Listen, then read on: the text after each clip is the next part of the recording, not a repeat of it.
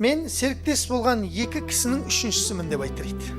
Бұл хадис сахих хадис. Мен серіктес болып кәсіп істейін деп жатқан кісілердің нешіншісімін дейді? Үшіншісімін.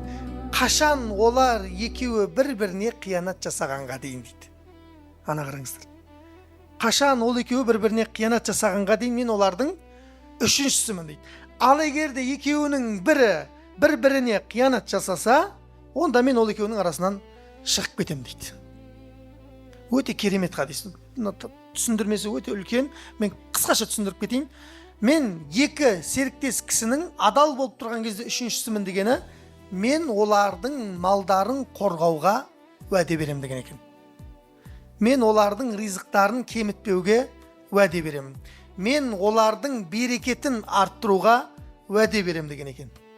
Ал қашан екеуі бір-біріне мынаны құртса, или мынаны сатса, немесе табысты жасырса, мен олардан шығып кетем дейді. Үшіншісі болмайым деген сөзі. Олардың малынан берекет кетіп, жүректерінен тыныштықты алып тастаймын деген екен.